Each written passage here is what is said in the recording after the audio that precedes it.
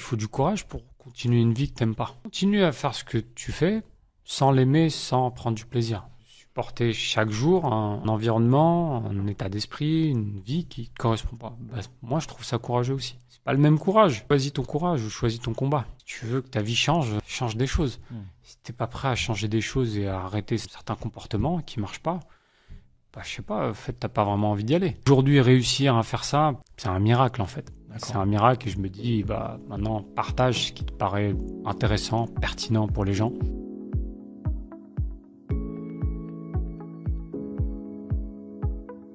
Bonjour Hicham. Bonjour Michael. Je suis très heureux de te recevoir dans le podcast et j'aimerais commencer par une première question. Comment vas-tu aujourd'hui ? Très bien. La route un peu stressant, mais là, nickel. On est posé, on est au calme, tout va bien. Bon, parfait. Ce que j'aimerais te demander pour démarrer cet échange avec toi, c'est si tu devais te présenter, voilà, en quelques secondes, comment t'aimerais le faire ? Me présenter ? Ouais. Waouh. Large question qu'il va falloir mettre dans une case. Je vais commencer par mon activité, ce que je fais aujourd'hui. Aujourd'hui, j'ai 3 activités principales. La première, c'est une activité de formation. Okay. Donc, je forme des gens sur des sujets comme le leadership, management, prise de parole en public, excellence commerciale. Ça, c'est la partie formation. Je le fais en entreprise, mais aussi dans les écoles de commerce et écoles d'ingénieurs. Okay. Deuxième activité, c'est une activité de coaching. Okay. Donc, je coach des gens en entreprise de plus en plus sur des sujets comme la gestion des émotions, la gestion de la communication, des conflits. Mais aussi, ma spécialité, c'est le sport de haut niveau. Donc, j'ai 3 personnes avec qui je travaille. Football, basket et combattants de MMA professionnels. Donc, j'apporte des outils de préparation mentale, de visualisation, de gestion du stress et de connaissance de soi, parce que c'est super important. Donc, on rentre dans un processus d'amélioration de soi sur le long terme. Un coaching particulier que je fais aussi, c'est je travaille avec un chirurgien ophtalmologue depuis plus de 3 ans maintenant. On a beaucoup travaillé sur sa préparation mentale pour les chirurgies. Passer d'un moment à un autre, je suis avec mes patients, puis d'un coup, je passe en bloc opératoire en chirurgie. Donc ça, c'est assez spécifique, mais ça ressemble beaucoup au sport de haut niveau. 3e activité que je fais, c'est du consulting, c'est de l'accompagnement au changement. Donc, je fais des états des lieux avec des entreprises pour comprendre comment ça se passe en termes de communication, en termes de gestion de conflits, sur tous les processus. Et je les aide à évoluer, à avoir des outils, de la formation, du coaching justement, pour se projeter dans quelque chose qui marche mieux. Waouh, ok. Donc si je comprends bien, il y a 3 activités en fait importantes que tu réalises. Et en fait, dans ce que je comprends aussi, c'est que là, tu nous as parlé que de la partie pro. Si on devait parler un petit peu de qui est Hicham en dehors de la partie pro, qu'est-ce que tu pourrais nous dire en 2 phrases ?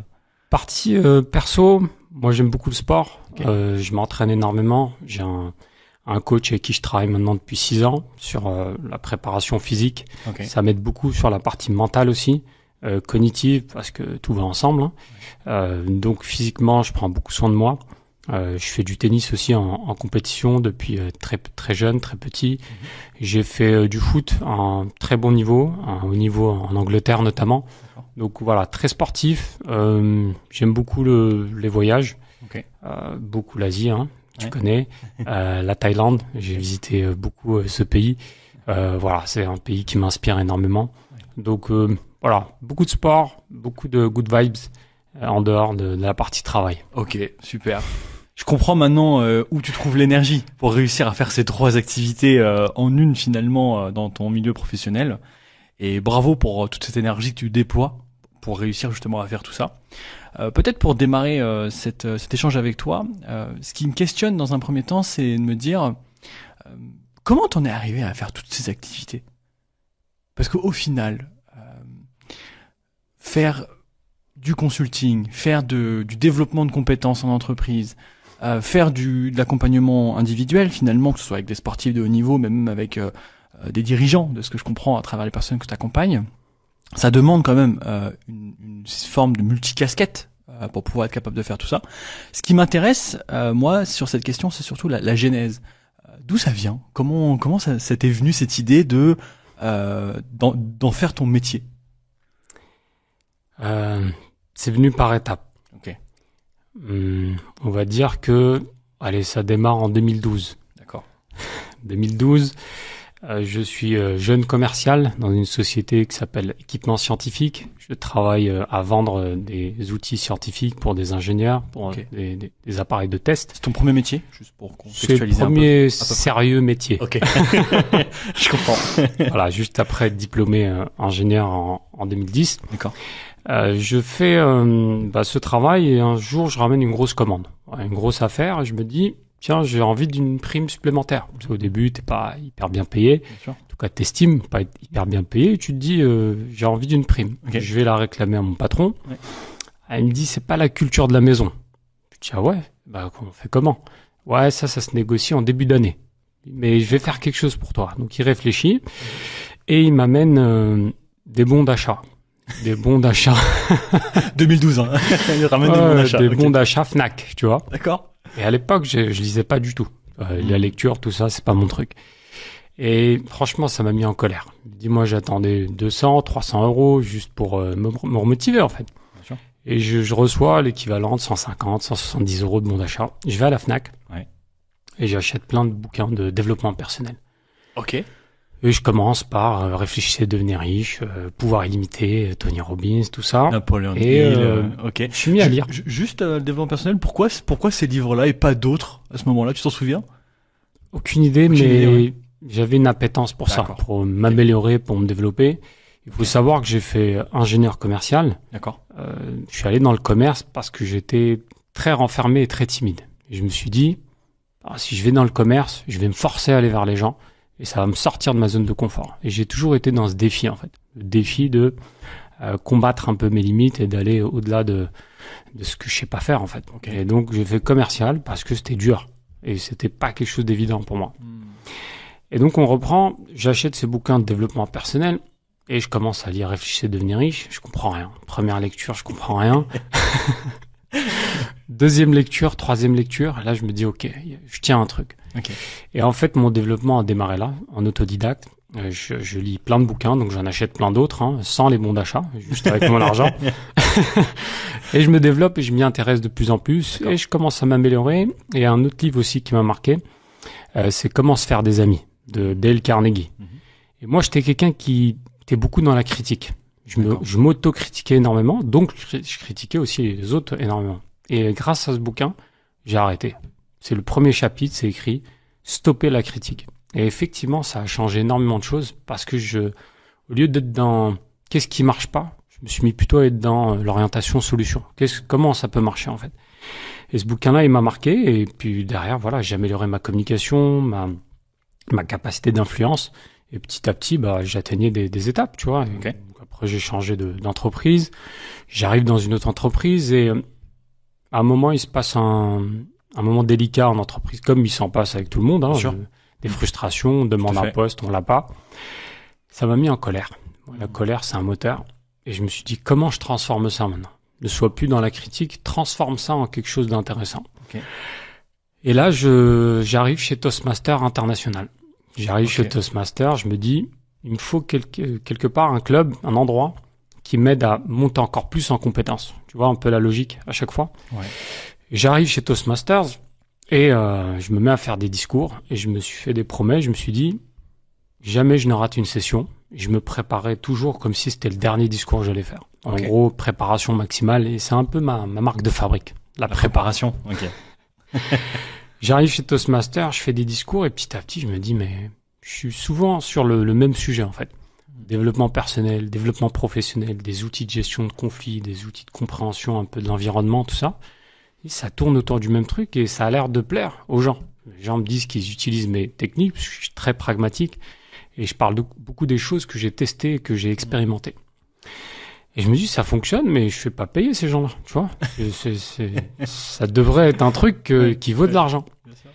Et je commence à me dire, comment je peux faire rémunérer ça ? Comment je peux faire payer une compétence, bien sûr, qui va monter au fil du temps.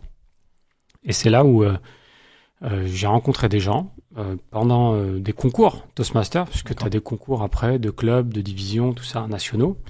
Je rencontre un mec qui a eu le même parcours que moi, qui était ingénieur commercial dans l'industrie, chez Samsung, et qui passe coach et formateur. Je dis, mais comment t'as fait? Il m'a dit, moi, j'ai fait de la PNL. Je fais d'accord. J'ai déjà entendu parler de ça par le bouquin de Tony Robbins. Je dis, tiens, on va aller dans le détail.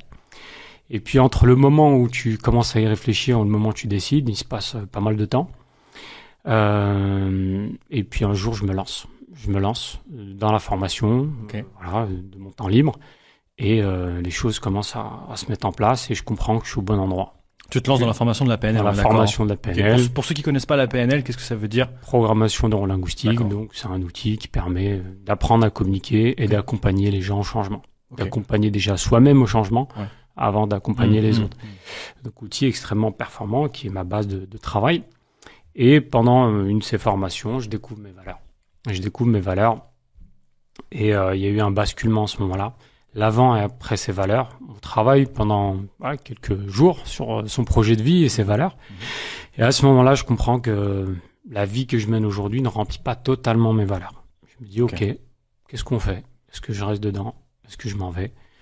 Donc voilà, à ce moment-là, j'ai décidé d'en parler à la boîte pour laquelle je travaillais à l'époque. On n'a pas trouvé d'arrangement, ça s'est fini en conflit. Mais derrière, voilà, je suis parti et j'ai pu commencer cette carrière il y a 5 ans maintenant. Eh bien, félicitations. Voilà l'histoire. Je l'ai fait courte, parce qu'il y a plein de détails, mais je pense que je suis allé à l'essentiel. Ouais, c'est très bien, c'est très très bien. Et moi, ça me permet de rebondir sur les sujets que j'estime pertinents pour les personnes qui nous écoutent. Déjà, peut-être pour revenir au tout départ sur les lectures. Maintenant, j'imagine que tu as un peu d'expérience ou de recul par rapport à toutes les lectures que tu as pu réaliser sur les 10 dernières années, ou peut-être même les 12 dernières années. La question que j'ai envie de te poser, c'est est-ce qu'il y a un top 3 des lectures qui t'ont marqué dans le développement personnel, parce que j'ai compris que c'était vraiment ton sujet pendant un certain nombre d'années. Est-ce que voilà, il y a des livres qui sont vraiment sortis du lot? Tu m'as parlé de Napoleon Hill, tu m'as parlé de Dale Carnegie, tu m'as parlé de Tony Robbins. Voilà. Est-ce que t'as ces trois-là? Est-ce que t'en as d'autres, ou est-ce que c'est que ces trois-là pour toi? Donc on a parlé de Napoléon Hill, Réfléchissez, devenez riche, Dale Carnegie, Comment se faire des amis, Pouvoir illimité de Tony Robbins. Il y en a un autre qui m'a marqué pas mal, c'est L'homme le plus riche de Babylone. L'homme le plus riche de Babylone, je me rappelle plus de l'auteur, mais un livre extrêmement puissant et simple à lire. On peut le faire lire à un adolescent. Je trouve que c'est un livre percutant dans la philosophie de vie, en fait. On veut toujours réaliser plein de choses, mais sans changer son mindset. Ce livre-là, il te dit, en fait, tout démarre par ton mindset. C'est un peu tous les livres de développement personnel. Mais celui-là, il est dit avec une histoire, avec un truc tellement simple que ça touche, en fait. Ça touche. L'homme le plus riche de Babylone, très intéressant. Il y en a un que je lis en ce moment que je trouve hyper intéressant. C'est comment mieux visualiser et mieux créer l'avenir qu'on veut. C'est Joe Dispenza. Devenir super conscient. Je trouve que c'est un livre extrêmement intéressant. Il n'est pas accessible à tout le monde. Faut pas démarrer par ça si tu démarres dans le développement personnel. Mais je pense que pour aller un step au-dessus, faut le lire et faut le pratiquer. Le défaut du développement personnel que je vois chez les gens, passent leur temps à lire et peu de temps à faire. Moi, ce que je faisais très souvent, c'est que j'apprends une notion, je l'exécute tout de suite. Que ça soit en famille, dans l'entreprise, je la rends opérationnelle le plus vite possible pour me l'approprier, en fait. Comme ce que tu exprimais finalement avec le premier chapitre de Dale Carnegie. Exactement. Qui était ne critiquez pas. Voilà. J'ai arrêté tout de suite. Parce que j'ai compris que ça me servait à rien, en fait. J'avançais à rien avec ça. Si, je continuais à parler des mêmes choses tout le temps, super. Mais il faut en sortir. Donc j'apprends, j'exécute. Et je pense que Joe Dispenza, c'est un très bon livre. Il y a un autre livre qui est pas mal aussi pour les sportifs de haut niveau, mais même pour les entrepreneurs. D'accord. Je l'ai conseillé aussi au chirurgien ophtalmologue, il a beaucoup aimé. Ça s'appelle The Inner Game of Tennis. The Inner Game of Tennis, Timothy Gallwey. Très intéressant dans l'approche coopération entre le conscient et l'inconscient. Et c'est super intéressant de comprendre à quel moment on fait taire l'un et l'autre pour travailler en harmonie, en fait. Et pour un sportif, même pour un entrepreneur, comprendre comment être dans la performance, dans le flow, ce livre-là, dans la simplicité, la manière de transmettre, c'est ultra puissant. Un autre livre, je l'ai dit beaucoup en anglais parce que je lis pas mal en anglais. Je je pense que c'est une référence de malade. How to live with another person. Ok. How to live with another person. Comment vivre avec une autre personne. Bien sûr, on s'imagine tout de suite que c'est un couple et tout, mais c'est pas que. 70% du livre, il est sur le couple. Il est comment vivre en famille, avec des gens autour de soi, comment être avec ses amis. C'est vraiment un livre pertinent et percutant en termes de conseils pratiques, encore une fois. De qu'est-ce qu'il faut faire pour pas se retrouver dans des situations de flou et de manque de communication et de désynchronisation avec l'autre. Et ouais, ce livre-là, je le conseille. Moi, je l'ai lu en anglais, il n'existe pas en français, mais ça peut éviter des erreurs à beaucoup de gens dans la relation à l'autre. Ok, merci pour. Après, je peux t'en faire plein, je pense. Déjà là, on a une bonne liste là. Là, on a de quoi faire pour quelques semaines, quelques mois en fonction de notre rythme de lecture. Ok, super. Peut-être un autre élément que tu nous as partagé dans ton histoire et qui fait un peu partie de ton ADN, de ce que je comprends, c'est la gestion des émotions, notamment qui est une émotion moteur pour toi, la colère. Et j'aimerais que tu nous partages un petit peu peut-être ta stratégie interne par rapport à ça, parce que on entend de tout sur les émotions. Moi, par exemple, je sais que j'ai des managers que j'accompagne en formation qui me disent, moi, la colère ou la tristesse, j'ose pas l'exprimer, j'ose pas l'utiliser. Et donc, à mon avis, ça peut être intéressant que tu nous partages ta stratégie à toi, puisque c'est une émotion très forte finalement, la colère, hein, tout comme la joie, on pourrait dire. Mais la joie, elle a cette notion de pouvoir finalement plus facilement embarquer les autres avec soi. Alors que la colère, elle peut plutôt créer des murs. Ce qui m'intéresse, c'est comment toi tu gères ça et comment t'en fais une force finalement par rapport à ce que tu nous as partagé. Alors, gérer ses émotions, pour moi, c'est le défi ultime, tu vois. Comprendre ses émotions, qu'est-ce qui se joue derrière, comment ça se fait que je me sens comme ça. Pour moi, c'est un défi de l'être humain. Maintenant, avec nos outils de PNL ou d'autres, on arrive à avoir des grilles de lecture qui nous permettent de comprendre vite, de clarifier très vite ce qui peut se passer chez nous ou chez les autres pour changer aussi de point de vue et commencer à comprendre et s'apaiser. C'est tout le sujet de l'intelligence émotionnelle. Hein. Ça commence par ce qu'on appelle l'intrapersonnel, se connaître soi, et aussi l'interpersonnel, comment je mets ça au service de l'autre, ou de la coopération, ou du travail ensemble. Franchement, il n'y a pas de secret là-dessus. Hein. C'est avoir déjà un vocabulaire large d'expression des émotions. C'est-à-dire sentir bien ou pas bien, c'est pas une bonne chose. C'est être précis dans la manière d'exprimer son émotion. Accepter aussi qu'elle existe et qu'elle soit là. Souvent, l'émotion, on a envie de s'en débarrasser et de pas l'analyser, de comprendre ce qu'il y a derrière, la structure derrière mentale qui fait que je me sens dans cette émotion et comment je peux l'utiliser ou comment je peux la mettre en œuvre pour passer à autre chose. Exemple, avec cette colère que j'ai ressentie. Tu veux quelque chose, on te le donne pas. Colère. D'autres, c'est la tristesse, d'autres, c'est la frustration, peu importe. Moi, c'était la colère parce que j'ai senti un manque de respect. Donc, ça amène à ces valeurs, en fait. Les émotions sont liées à tes valeurs. J'ai senti un manque de respect, mais je me suis dit, en fait, c'est pas contre moi. S'ils font ça, c'est que ça les arrange eux. Donc, se détacher un peu on m'attaque, on me veut du mal, on te veut rien. En fait, on veut juste que les choses tournent à leur manière. Donc, je me suis dit, mais ok, maintenant, qu'est-ce que j'en fais de tout ça? Je vais en faire un travail, en fait. Donc, moi, je transforme cette colère en qu'est-ce que ça m'apprend sur la situation, sur le système qui vient de se passer. Qu'est-ce que j'en fais pour soit mieux re-rentrer dans le système, soit en sortir. En fait, moi, ce que j'ai fait, c'est finalement en sortir. Donc, j'ai construit un plan de travail pour ne plus rester dans le système. Donc, ouais, l'émotion, globalement, on sait tous la gérer. Il y a des moments spécifiques, familiaux, de grosses tensions financières, tout ça, où ça devient compliqué. Là, il faut avoir des gens autour de soi qui permettent de gérer cette tension. On peut faire appel à un ami, si on a besoin, et essayer de comprendre. Je pense qu'il faut avoir multiples points de vue pour comprendre ce qui se passe en soi à ces moments-là, pour transformer cette émotion en quelque chose de proactif et une action, en fait. L'action, ça peut être en parler. L'action, ça peut être se mettre dans une formation. L'action, ça peut être aller faire un voyage pour prendre du recul. Peu importe, mais il faut en faire quelque chose. Ou même plus simplement, ça peut être d'aller marcher, tout simplement. Marcher, se mettre en mouvement. Se mettre en mouvement, en fait, c'est ça la clé. Mise en mouvement, ça permet de relâcher la tension et d'arriver à un niveau où on peut en faire quelque chose. Ouais, ce que je dirais sur l'émotion, on peut passer beaucoup de temps là-dessus, hein. Bien sûr. Mais Bien sûr. déjà, te donner quelques clés de mon point de vue. Ouais, tout à fait. Maintenant, qu'est-ce que j'arrive à faire que peut-être d'autres n'arrivent pas? Peut-être transformer cette émotion en quelque chose de très mental tout de suite et comprendre ce qui se joue et comment en sortir. Ok. Enfin, cette capacité à rapidement, plus rapidement que la moyenne, sortir de ces émotions-là et se mettre en mouvement et puis être pollué en fait. Ça, c'est parce que tu l'as appris peut-être. Tu l'as appris pendant des années, je l'ai Ouais, c'est pratiqué. Appris et pratiqué. J'insiste beaucoup sur ça, hein. C'est qu'est-ce que pratique. tu pratiques Ouais. pour te l'approprier en fait. Ok, très bien. Ça, c'est éclairant en fait par rapport à cette idée de gestion des émotions et notamment de comment finalement une émotion qu'on pourrait imaginer négative peut devenir finalement un moteur pour pouvoir développer d'autres choses et peut-être aller vers autre chose qui nous serait plus utile et efficace.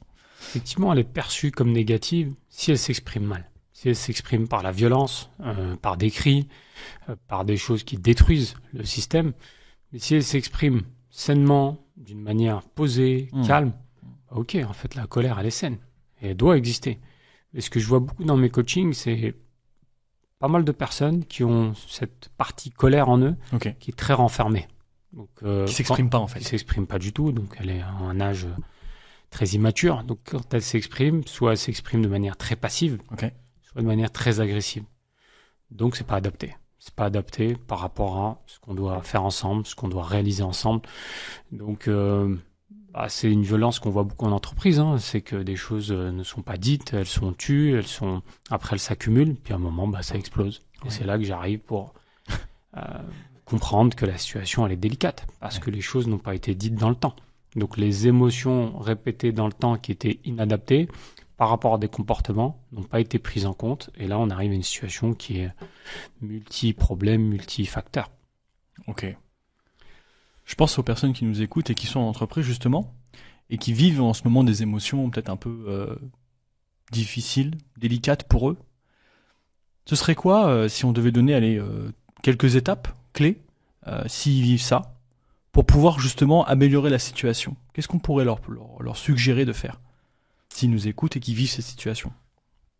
Première chose, prendre du temps pour se reposer. Ce que je vois beaucoup, c'est que les gens sont dans une sorte de machine à laver, ils sont tout le temps dedans, ils n'arrivent pas à prendre du recul et à mettre à distance le travail. Le travail reste le travail, c'est pas ta vie en fait. Ta vie c'est ta vie perso, le travail, ton sport, tes émotions, tout.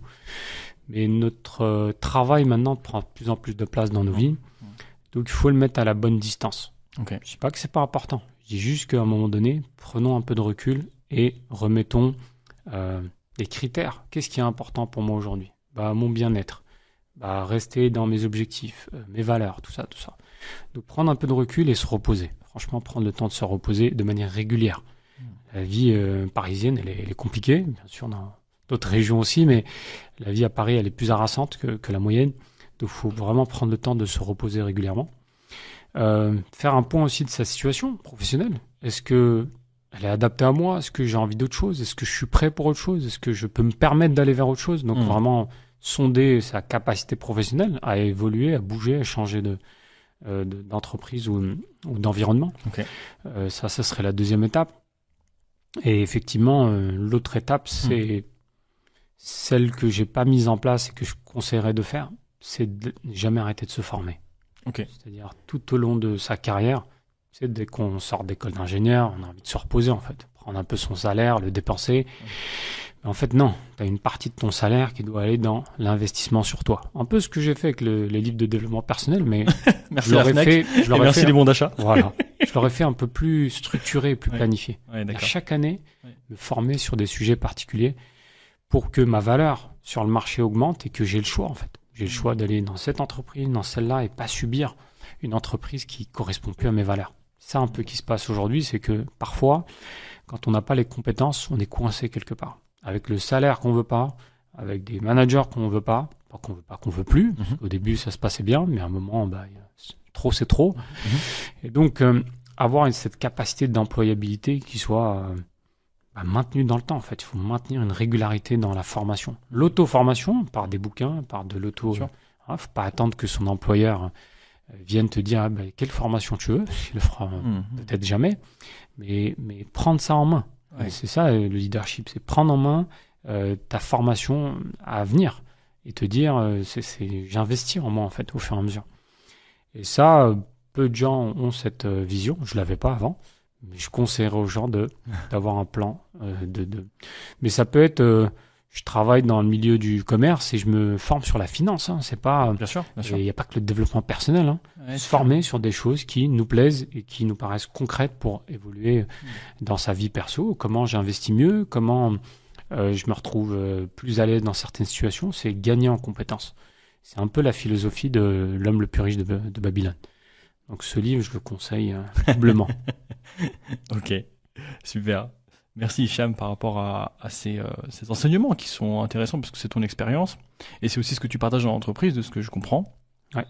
Peut-être pour avancer un petit peu sur ton parcours et de comment t'en es arrivé là, aujourd'hui, en tant qu'entrepreneur, qu'est-ce qui change pour toi par rapport à ta vie justement de salarié? Et je te pose cette question parce que de ce que je comprends par rapport à ce que tu viens de nous partager, c'est que tu étais déjà dans une dynamique autodidacte finalement quand tu étais en tant que salarié. En tant qu'entrepreneur, qu'est-ce qui change pour toi depuis que tu t'es lancé? Tu veux la sincérité? Ouais, ah oui, bien sûr, la sincérité. Ouais.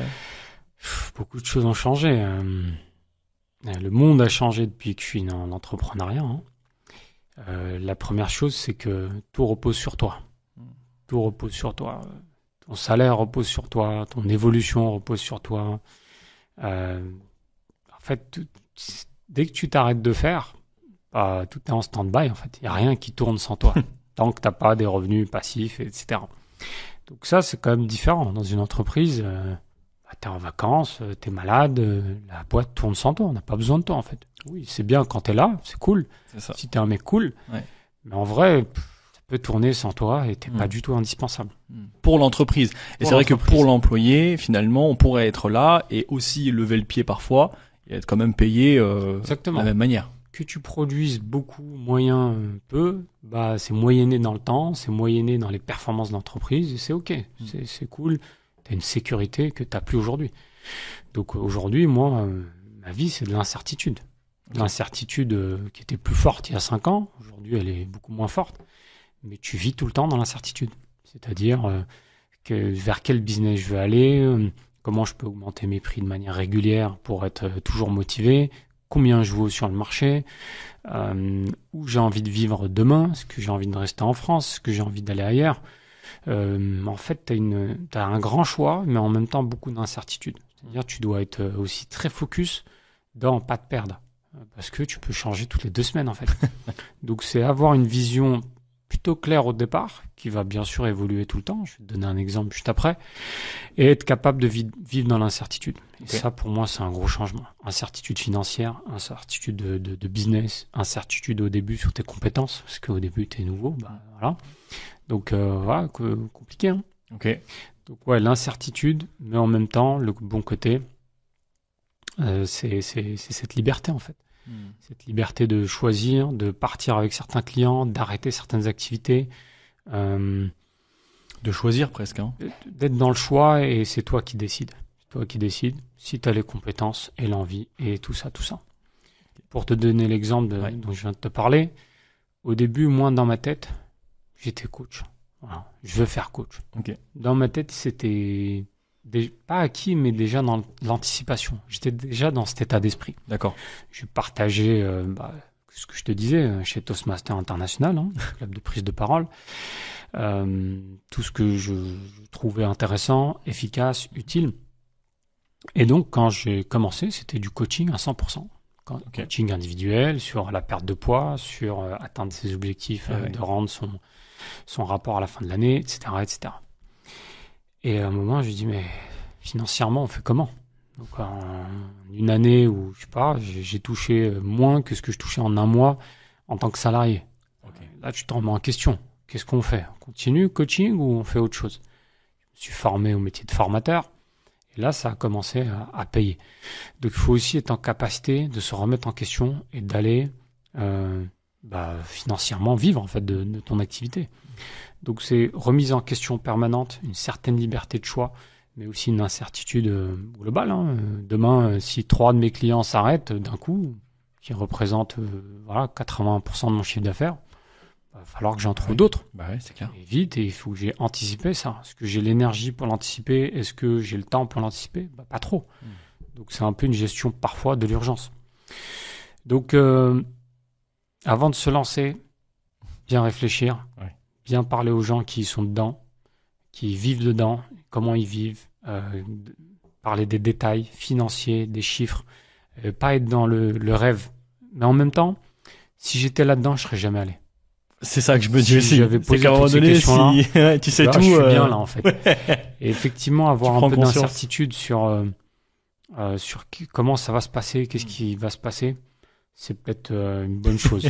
Pas tout savoir, y aller parce que moi j'ai ressenti une émotion forte et je me suis dit c'est là-dedans que j'ai envie d'aller, que ce soit dans mon entreprise ou ailleurs, parce que l'entreprise je leur ai proposé, hein, s'ils voulaient que je fasse de l'accompagnement chez eux, ils ont dit non, ok, ça sera ailleurs. Donc il faut aussi faire confiance à cette émotion forte en soi et d'en faire quelque chose. Quand quelque chose vient en toi et te dit il faut bouger, écoute-le. Je dirais pas quoi que ça coûte, mais un peu quand même. Ouais, je comprends. Et peut-être ce qui peut être intéressant, c'est à nous partager sur ton expérience dans l'entrepreneuriat et ton recul finalement par rapport à tout ce que tu as pu vivre. Si tu avais envie de nous partager la plus grosse erreur que tu avais fait en entrepreneuriat et surtout la leçon que tu en avais tirée, ce serait quoi? Je sais pas si c'est dû spécifiquement à l'entrepreneuriat, mais c'est à ton environnement. Ok. Moi, quand j'ai démarré, j'étais à fond dans la formation. À fond, j'ai fait donc beaucoup de formations privées, mais aussi je suis reparti à l'école. J'ai fait le CNAM. Ok. Je fais un master spécialisé en ingénierie des organisations pour avoir ces grilles de lecture et cette compétence. Ok. Et mon temps était plein de formations de partout. Mais en même temps, je voulais voyager, et en même temps, je voulais redevenir champion de tennis, et en même temps, je voulais résoudre plein de problèmes en même temps. Ok. Ou faire plein de choses en même temps. Avec du recul, c'était beaucoup trop. En fait, mentalement, c'était pas viable en fait. Donc aujourd'hui, j'ai cliné plein de choses. Déjà, la formation est là, de moins en moins, parce que beaucoup de choses sont acquises. Ouais. Mais aussi, il y a plein de choses que j'ai arrêtées. Le tennis, j'en fais en compétition, j'ai une licence, mais j'ai arrêté d'aller au cours le mardi soir parce que ça correspond pas à mon emploi du temps en fait. Il y a des contraintes qu'il faut s'enlever pour rester focus. Okay. Donc l'erreur, c'est pas être trop focus sur ce qu'il y a à faire. J'étais focus sur la formation, j'étais focus sur mon travail, mais plein de choses à côté me faisaient ralentir et perdre du temps. Est-ce qu'on pourrait dire que l'erreur, c'était de vouloir tout réussir en même temps? Exactement. C'est mettre trop de choses dans ce panier-là et ça marche pas en fait. Ça marche pas parce que tu t'épuises. Donc focus. Mais en même temps, tu as besoin de voyager, tu as besoin de te reposer de temps en temps. Mais juste le faire de manière à ce que quand tu reviens, t'es frais, t'es opérationnel. Et ouais, j'aurais peut-être fait que mon chiffre d'affaires aurait avancé plus vite si j'avais fait ça. D'accord. C'est-à-dire que j'aurais plus de certitude plus vite. Et parce que à un moment, tu perds un peu confiance. Hein. Quand est-ce que ça va payer? C'est quoi le truc? Je vais vivre de quoi? Donc, pour réduire un peu ces incertitudes, rester focalisé jusqu'à ce que l'aspect financier devienne plus trop un sujet, en fait. Tu gagnes en sérénité là-dessus, quoi. Sérénité. Pour moi, le financier reste le sujet numéro 1. Bien sûr, il faut que ça te plaise, mais le financier, quand même, ça structure beaucoup de choses et ça te donne confiance, en fait. Ça te donne confiance pour prendre d'autres risques. Ok, je comprends. Donc, l'erreur, rester focus et pas s'éparpiller sur 10 000 objectifs qui sont durs en même temps. Je voulais pas voyager de voyage, je voulais faire plein de voyages par an. Bien sûr. C'est pas faisable. Donc la leçon finalement, c'est chaque chose en son temps. Et de l'accepter. Parce que c'est ça le plus dur, Exactement. je pense. C'est de l'accepter, de se dire, mais là, cette année, c'est pas le bon moment pour faire tout ça. Pourquoi? Parce que ça demande trop d'énergie en vrai. Si tu veux réussir avec la qualité que je veux donner aux clients, la qualité de service, en fait, c'est dur. C'est dur, c'est du travail non-stop. C'est soir et week-end, hein, j'ai envie de te dire. C'est beaucoup de temps. Ça tombait bien, c'était Covid. Je faisais ça 24/24. Apprendre, exécuter, apprendre et faire. On sait d'où ça vient maintenant. Détermination, il faut être déterminé. Ouais, ça se sent dans ton discours. Et ce qui est intéressant aussi dans ce que tu me partages, c'est cette notion de finalement, est-ce que on pourrait se dire, ou est-ce que toi tu as la sensation qu'on surestime un peu trop l'énergie qu'on a par rapport au projet qu'on veut réaliser, pour aller dans ce que tu me partages là, et pour boucler cette partie-là. Est-ce qu'il y a un côté, on se dit, en fait, soit on sous-estime toute l'énergie que ça va prendre, tout ce qu'on veut faire, soit on surestime l'énergie qu'on a et nos capacités par rapport à la réalisation de tout ce qu'on veut faire. Qu'est-ce que tu en penses de ça? Le truc, c'est que tu découvres la réalité quand tu l'as fait. Okay. Avant ça, t'as lu des bouquins, t'entends des gars sur YouTube te raconter comment devenir entrepreneur. Et en fait, quand tu vis le truc, tu te rends compte des vraies choses, des vraies difficultés, de comment trouver un client, de comment fidéliser le client dans un domaine qui n'a rien à voir avec ce que tu as fait avant. Ouais. Comment communiquer, qu'est-ce qui marche vraiment au niveau marketing, qu'est-ce qui marche moins. En fait, tu passes ton temps à essayer des choses et de te tromper. T'essayes, ça marche pas, t'essayes. Et à un moment, tu as une énergie limitée, effectivement. Moi, mon énergie, je ne vais pas la mettre partout. J'ai des gens avec qui je travaille pour l'aspect marketing, pour le sport, je le sous-traite à mon coach. Et moi, je me concentre sur mon travail et là où j'ai de la valeur. C'est-à-dire accompagner des gens à atteindre leurs objectifs, tout en étant bien dans leur peau. C'est pas atteindre leurs objectifs à tout prix. Et ça, en fait, pour rester dans cette compétence et cette montée en compétence, c'est énormément d'énergie que tu peux pas mettre ailleurs. C'est clair. Donc le reste, tu peux le tester de manière, voilà, j'ai testé ça, mais il faut que tu fasses confiance à une équipe autour de toi qui soit solide. Ouais. Donc l'énergie, oui, elle est limitée, et oui, tu dois la mettre dans un endroit spécifique, 1, 2 ou 3 endroits max. Si tu es sur trop de choses, tu réussis rien en fait. Ouais, c'est clair. Par exemple, aujourd'hui, le commerce. J'ai fait du commerce toute ma vie. Avant, j'étais nul, j'ai appris. Mais aujourd'hui, j'ai pas le temps de faire du commerce. Je vais prendre le téléphone, appeler des gens. Alors, je suis en train de former des personnes ou d'accompagner des gens avec des problématiques parfois hyper émotionnelles, avec multi-problèmes, multifactoriels. Et en fait, je peux pas vendre. Ma manière de vendre, c'est d'apporter de la super qualité. Pourquoi ? Parce que ces gens-là vont parler de toi, et donc ça va être des avocats en fait. Donc, ma manière de faire du commerce, c'est de faire de la super qualité. Mais je peux rien faire d'autre. J'ai pas le temps pour faire autre chose. Oui, je peux payer Google qui va me faire des Google Ads. Ok, mais j'ai pas envie de payer ça en fait. Ma super qualité, c'est ma carte commerciale. Et ça fonctionne plutôt pas mal. Demain, peut-être en 2025, ça marchera peut-être pas. Et je changerai. En fait, il faut que tu sois en capacité de cette énergie, de l'utiliser là où tu dois devenir très fort, et un peu d'énergie qui te reste à amener du business. Bien sûr, et à s'adapter aussi à s'adapter aux lois qui changent, aux choses qui changent au fur et à mesure, parce qu'il faut être hyper flexible, hyper agile.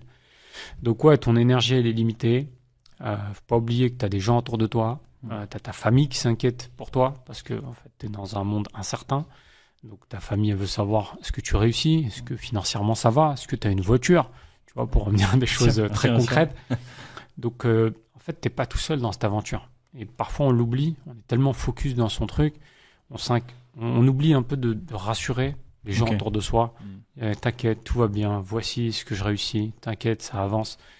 Et parfois, c'est un peu égoïste, mais on partage plus en fait. On prend plus le temps de partager, de rassurer. Donc, on s'enferme un peu en fait, j'ai l'impression. On s'enferme, exactement. On s'enferme beaucoup. Et il faut pas oublier de partager. Mais on s'enferme de manière inconsciente, c'est pas du tout une volonté, c'est ça. C'est juste le quotidien, les difficultés. Recentrer ton énergie. Ouais, c'est clair. Ça va avec ta question. Ouais, c'est exactement ça. D'ailleurs, je tiens à rassurer nos auditeurs parce que tu nous as dit que tu sous-traitais donc beaucoup de choses, dont le sport. Rassurons tout le monde, c'est pas ton coach de sport qui fait du sport pour toi. Hein. Je dis, je suis accompagné. Je suis accompagné sur des choses. On peut pas tout faire tout seul. Mais le sport, si, c'est intéressant ta question. Oui. Moi, je peux pas faire de la muscu tout seul. C'est impossible de venir le matin comme ça, porter des kettlebells, des dumbbells. Je peux pas faire ça. Mon coach, il m'oblige à le faire. Est-ce que j'aime bien ça? Non. Est-ce que ça m'apporte des choses extrêmement de valeur? Oui. Tu vois, donc des choses que je n'aime pas faire et que je sais que d'autres gens sont compétents pour le faire, j'utilise la compétence. parce que ça me permet d'être encore une fois focus sur ma valeur. Ok, trop bien. Peut-être revenir sur le début de ton activité en tant qu'entrepreneur, parce que tu nous as partagé une pépite finalement sur comment tu faisais aujourd'hui pour développer ton activité. Mais ce qui serait intéressant de comprendre aussi pour les jeunes entrepreneurs là cette fois-ci qui nous écoutent, c'est quel a été le levier sur lequel tu as appuyé pour accélérer ton activité dans les démarrages, parce que je comprends que tu as essayé beaucoup de choses. Quel a été celui qui vraiment t'a permis de passer un cap? Alors, hors la recommandation, puisque je comprends que celui-ci, c'est celui d'aujourd'hui, mais avant d'en arriver là, est-ce que tu as utilisé un levier qui t'a permis vraiment de passer un cap par rapport à ça? Tu me connais, Ouais. Michael. Le levier au démarrage, c'était donc une des premières personnes que je coach, c'était pour la perte de poids. Ok. Je l'ai aidé à perdre du poids et comme ça se voyait, et ben, elle l'a dit à tout le monde. Enfin, les gens lui ont dit, mais comment t'as fait? Ok. Donc, des amis à elle, des contacts à elle sont venus me voir. Donc, Tout la a reco. démarré comme ça. En fait. Ok. La reco est le résultat concret de ce qui est faisable. Sachant que cette personne, elle a essayé pendant des années d'y arriver, elle n'a pas réussi. Là, ça a réussi, sur le long terme en plus. Donc, il y avait un gage de qualité. Donc, on en revient à ce que je disais. Mais ensuite, ouais, c'est beaucoup de recommandations. Ok. Ensuite, ce qui m'a pas mal aidé, on peut le dire, hein, c'est l'application Superprof. D'accord. J'ai utilisé ça au démarrage, j'utilise toujours parce qu'il y a des gens qui arrivent très intéressants. Je me suis inscrit dedans en tant que coach et ça m'a amené pas mal de personnes. Ok. Je suis inscrit aussi comme prof de lecture rapide et j'avais beaucoup de clients qui voulaient apprendre la lecture rapide. Moi, j'avais appris cette compétence pour tout le travail que j'avais en termes de formation D'accord. pour lire plein de bouquins et accélérer mon développement. Ok. Et puis après, dans cette formation, ils te disent pour mieux apprendre quelque chose, il faut le transmettre. Et je me suis mis à transmettre et puis ça a amené des gens qui m'achetaient d'autres choses. Exemple d'une personne, d'une maman qui voulait se former sur la lecture rapide avec son fils. Donc je les ai formés sur 6-7 heures, c'est ce que fait le programme. Et à la fin de cette formation, elle me dit, écoute, j'ai plusieurs entreprises qui ont besoin de compétences, notamment de gestion de projet, de leadership, de management. Est-ce que tu fais ça? Je dis, ouais, je le fais. Je peux le faire en tout cas. J'avais pas de programme prêt. À ce moment-là, ouais. À ce moment-là, donc j'ai mis 6 mois à construire des programmes. Donc les textes, les PowerPoint, il fallait tout faire en fait. Il fallait tout construire. Et au bout de 6 mois, je me suis mis à former ces équipes. Donc je suis passé d'une vente, je sais pas moi, 400, 500 euros à une vente qui fait 50 000 balles. Donc, jamais sous-estimer le potentiel caché Jamais d'une vente. estimer le potentiel d'une vente et tu sais pas qui y a derrière. Donc Ouais. prendre tout le monde au sérieux, Ouais. délivrer son travail, même si à l'époque j'estimais que c'était pas suffisamment payé, mais c'était ce que ça valait. Et derrière, j'ai transformé en quelque chose de professionnel et qui m'a permis moi d'enclencher toute la partie formation. Donc Ok, j'avais des intéressant. programmes qui étaient prêts et puis derrière, j'avais une expérience réussie. Je me suis dit, tiens, maintenant je suis formateur avec mes propres programmes, voici mon prix. Donc c'est souvent des opportunités qui te sortent de ton habitude et qui te permettent d'aller vers autre chose. Ok. Donc beaucoup de bouche à oreille, faire son travail de manière extrêmement exigeante, même si c'est payé peu, mais le faire de manière sérieuse, on ne sait pas ce qu'il y a derrière. Ok, je comprends l'idée. Et là, la plateforme, Superprof, qui a été, on m'a amené pas mal pas que de clients, mais maintenant il y a beaucoup de gens qui sont devenus des amis. D'accord. Franchement, dans ce métier, on va beaucoup dans l'intimité des gens. Ok. Parler de soi, parler de ses problèmes, de ses douleurs. Et donc, on parle beaucoup de soi. Et en fait, moi, je me rapproche énormément de mes clients qui, pour moi, sont des amis, quoi. Je les considère comme faisant partie de ma famille. Ok. Donc, ouais, expérience humaine dans tout ça. Ok, super. Peut-être ce qui peut être intéressant aussi à partager, c'est reprendre le premier exemple que tu m'as donné avec la personne qui avait réussi à perdre du poids en termes de résultats. Pour comprendre un peu les ingrédients de la réussite, justement, dans ce coaching, tu dirais que c'est quoi les ingrédients? Ou les critères peut-être qui ont fait que ça a fonctionné cette fois-ci pour cette personne? Les critères premiers, c'est que moi, j'y croyais. Ça veut dire que je l'avais fait pour moi. Je sais comment perdre du poids. J'ai la méthodologie. En tout cas, ma méthodologie. Il y en a 6000 qui marchent. C'est clair. Il faut juste voir si ça marche ou pas sur le long terme. Et moi, je sais que ça marche. Donc, j'avais un programme que j'avais fait pour moi-même. D'accord. Parce que j'avais perdu, sais pas, l'équivalent de 12 kilos Ah ouais, en 2012-2013. J'avais fait un pari avec un ami, un d'accord. collègue de l'époque, et on avait réussi à perdre du poids ensemble. Ok. Et on avait mis une stratégie en place. Je me suis dit, si je dois commencer par un endroit en coaching, sachant que je n'étais pas professionnel, ce serait là. Transmettre finalement ce que tu avais fait pour toi. Transmettre ce que j'avais fait pour moi. J'ai choisi la sécurité. Ok. Ouais. Au premier ingrédient, être plutôt convaincu de sa méthode. Ok. Et ensuite, je pense que j'étais convaincu aussi que j'étais un bon coach parce que j'avais une expérience à distance d'une personne que j'avais rencontrée dans un séminaire. J'avais fait à distance du coaching pour elle, au téléphone, par WhatsApp, en anglais, et ça a marché. Je me dis, tiens, j'ai déjà une expérience réussie. Je dis, ok, en fait, une expérience réussie, donc ça marche. Donc maintenant, j'y crois. Donc j'y croyais énormément. Okay. La personne, pas trop, parce qu'elle s'est dit, j'essaye, mais on verra, tu vois. Okay. Donc faut y croire plus que son client. Okay. Ça, c'est l'ingrédient numéro 1. Okay. Si tu crois pas plus que ton client, fais pas ce métier en fait. Arrête. Okay. Donc je croyais en ma méthode, je croyais en mes capacités de coach, même si j'étais vraiment tout au démarrage. Et après, je bossais en fait.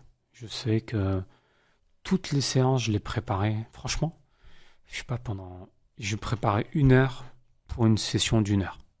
C'était ça le ratio au départ. D'accord. Donc je préparais, je me disais, tiens, si elle va dans cette direction, comment je fais ?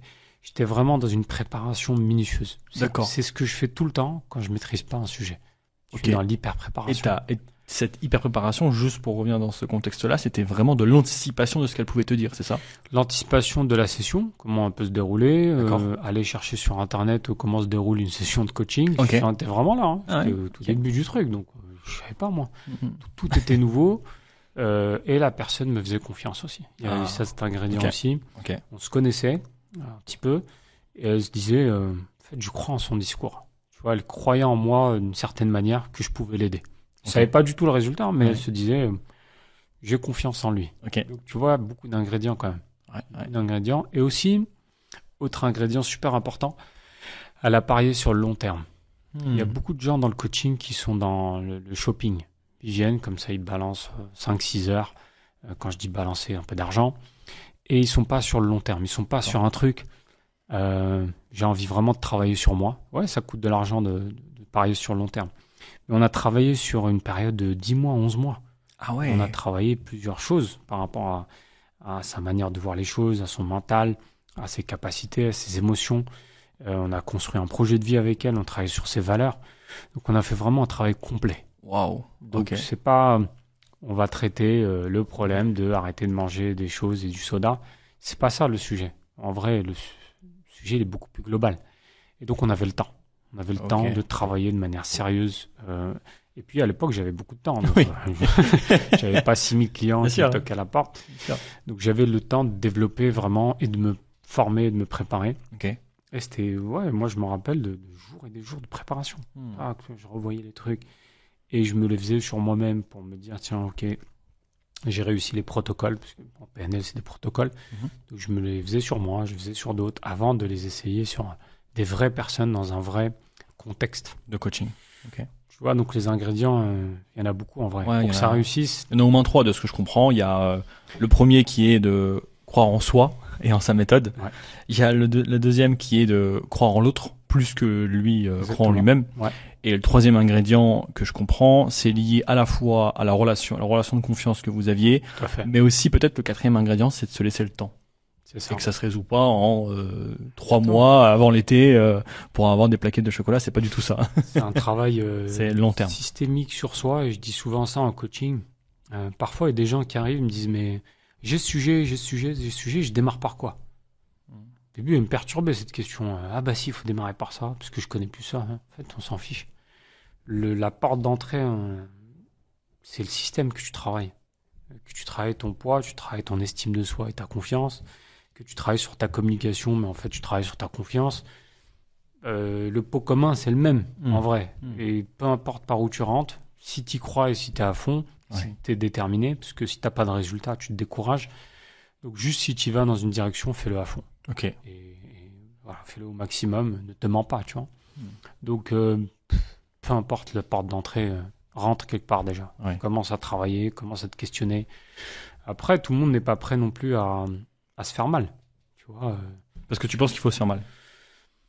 je dis pas c'est douloureux physiquement, mais Oui. il y a des choses qu'il faut arrêter en fait. Ouais. Si tu veux que ta vie change, change des choses. Si t'es pas prêt à changer des choses et à arrêter certains comportements qui marchent pas, bah je sais pas, en fait t'as pas vraiment envie d'y aller. Ouais, je Si t'as pas comprends. envie d'y aller, bah c'est peut-être pas le moment. On a un peu, je sais pas, on veut tout réussir sans payer le prix. Bah non, en fait tu peux pas. Choisis, comme je disais tout à l'heure, sur le choix, le focus. Tu veux vraiment réussir en tant que coach, entrepreneur, machin, bah arrête certaines choses. C'est douloureux ou pas, arrête-le. Donc mets des choses de côté et focus-toi sur cet objectif jusqu'à ce que ça réussisse, parce que si tu le réussis pas, tu rentres dans un engrenage où je réussis jamais rien. Et en fait, au départ, tu croyais pas, bah tu crois encore moins parce que tu le Bien fais sûr, pas en fait. bien sûr, bien sûr. Ça nourrit une réalité qui nous aide Ça pas en nourrit fait. une réalité exactement. Donc fais-le à fond, on fait pas en fait. Mais reste tranquille, fais-le quand c'est le bon moment. Il faut accepter ça. Souvent, Ouais. quand tu commences à clarifier un objectif chez un client, à un moment, il se rend compte que c'est pas le moment. C'est bien. Bon, je fais pas maintenant. Ok, bah c'est super. On est content de savoir que c'est pas le bon moment. Ouais. Faut pas être obsédé par ouais, il faut qu'il réussisse. Ça, c'était l'obsession du départ du coach. Ah, je veux que tu réussisses. Non, je veux juste que tu fasses ce que tu as envie de faire. Et si ce que tu as envie de faire, c'est d'arrêter, bah c'est arrêter en fait. On est trop dans réussir l'objectif, c'est le truc ultime. C'est pas vrai. Savoir ce que tu veux pas et rester en paix, pour moi, c'est le but ultime. C'est d'arrêter de se tordre la tête en fait. Ouais, je comprends. Et donc ouais, on nous vend ce qu'il faut pas. On s'en fout. Qu'est-ce que tu veux toi en fait? Et arrête de vouloir faire des choses qui c'est pas le moment. Ouais, je comprends. Super expérience en tout cas, bravo. Peut-être une question supplémentaire qui peut aider nos auditeurs, c'est tu parlais de la relation de confiance. Ouais. Je pense que ça, ce serait intéressant que tu nous dises comment tu t'y prends toi pour créer une relation de confiance avec soit un client, donc un coaché, ou même un prospect pour commencer à créer la relation, parce qu'on sait que ça peut aider pour vendre. Dans tous les cas, on sait que la relation de confiance n'est pas toujours évidente pour tout le monde de la créer, et je pense que ça peut être intéressant que tu nous partages tes techniques à toi finalement pour y arriver. Franchement, la relation de confiance doit être basée déjà sur la compétence. D'accord. C'est-à-dire, si je suis pas en capacité de me dire, je vais aider cette personne en lui ramenant de la compétence. Enfin, la compétence, c'est l'écoute, hein. C'est l'écoute, la reformulation ou une compétence technique sur un sujet. Si j'ai pas cette compétence-là, donner confiance, c'est compliqué en fait. Si tu n'as pas confiance en certaines de tes capacités pour aider l'autre à évoluer, bah cette relation de confiance, déjà tu l'as pas avec toi-même. J'ai pas confiance en ma capacité à l'aider. Donc déjà, il faut une base de compétences. Avec soi-même et être au clair. Compétences techniques, opérationnelles, de ce que tu sais faire. Qu'est-ce que tu offres en fait? Qu'est-ce que tu mets sur la table? Moi, bah, c'était au départ capacité de perdre du poids. Super, c'est déjà pas mal. Ça, c'était la technique que tu avais. La technique, c'était pour perdre du poiit, mais tu avais aussi, ce que je comprends, les soft skills, qui étaient l'écoute, qui étaient la reformulation. Le démarrage. D'accord. Mais j'avais une certaine confiance en certaines capacités. Okay. Faut pas tout avoir pour y aller, mais se dire, j'ai confiance que je peux aider. Je peux faire avancer la personne. Okay. Donc, premier outil, c'est ça, c'est cette capacité, cette compétence à construire. Après, c'est est-ce que j'ai une intention ou un objectif bon pour l'autre. C'est des gens, quand ils arrivent, leur objectif est très égoïste. Ah, je veux réussir en tant que coach, je veux montrer que je suis le meilleur. C'est pas ça le sujet. On va réussir ensemble, en fait. Il y a cette idée on va y arriver en équipe et on va échouer en équipe. C'est-à-dire, il n'y a pas je suis bon coach, t'es bon client, machin. J'ai cette idée, c'est si on s'embarque ensemble, je dois t'embarquer et t'emmener avec moi, et toi aussi tu dois m'emmener dans ton action parce qu'on va réussir ensemble en fait. Il y a cette idée c'est en équipe que ça se passe en fait. Si tu crois pas en ça, c'est compliqué d'être dans une relation avec quelqu'un. On doit tous s'auto-embarquer et s'auto-inspirer en fait. Ça marche ensemble. Moi, quand je vois un client réussir une étape, perdre 10 kilos, je me dis en fait, ça commence à fonctionner, ça fonctionne. Donc il me donne du courage, il me donne de la confiance. Ça va dans les deux sens en fait. Il me nourrit en fait dans ma capacité à me dire, je crois en lui encore plus. Et on continue à travailler. Donc il y a cette idée où l'autre doit réussir aussi pour me redonner de la confiance et de l'énergie. Donc ouais, cette confiance, elle circule en fait. Pour moi, elle circule, c'est un truc qui est dynamique. Donc après, c'est des skills de connexion à l'autre. Skills de comment je me connecte à l'humain, comment je me synchronise, comment je maintiens la relation, comment je sens. L'empathie, on parle beaucoup d'empathie. Est-ce que l'empathie est au bon endroit? Est-ce qu'elle est juste? Est-ce qu'elle permet à l'autre de s'affirmer? Je vais te donner un exemple. Au début de mes coachings, j'avais beaucoup de mal à remettre dans circulation l'émotion que je ressentais chez l'autre. C'est-à-dire, je ressens un truc, j'avais peur qu'il me le mette sur la table et pas savoir quoi en faire. Donc, par exemple, imaginons que je ressens de la tristesse, t'avais peur que je par t'en exemple, parle? je te sens un peu dans le doute par rapport à un truc. Et j'ai du mal à te dire, je sens que tu doutes là par rapport à ce que je te dis. Parce que je voulais pas qu'il me le dise. J'avais pas confiance en moi suffisamment pour qu'il me ramène un truc en plus et à gérer. Et en fait, ça, c'est pas bon. Il faut faire avec tout ce qu'il y a. Donc, dès qu'il se passe un truc, je le capte et je dis ce qui se passe, même si ça me gêne. Tu vois, je dois être en capacité de me dire, j'ai suffisamment confiance que même si ça me gêne, je dois le mettre sur la table pour que ça ramène quelque chose de nouveau et d'intéressant. Le verbaliser, en fait. Donc, c'est être aussi dans le moment présent. Cette capacité de, je suis avec l'autre et je suis 100% avec l'autre. Et quoi qu'il m'amène, je fais avec, en fait. Et ça, je pense que il faut se faire confiance et capter les signaux et pas interpréter. C'est-à-dire poser la question de, je remarque qu'il y a un truc qui te gêne, qui te perturbe. Tu peux m'en dire un peu plus? Ah non, tout va bien, ok, parce que j'ai vu, tu vois. Donc, être en capacité de réagir dans l'immédiateté. Et ça, je l'ai développé avec le temps. Ok, ouais, je comprends. L'observation, mais aussi la verbalisation. Exactement. De ce que tu peux ressentir. Verbaliser tout de suite. Mais bon, ça m'a pris des années. Des années de me dire, ok, ce qui se passe là, je vais le mettre sur la table. Que ce soit avec un individu ou en groupe. Je fais des séminaires avec des groupes. Je vois des choses à un moment donné.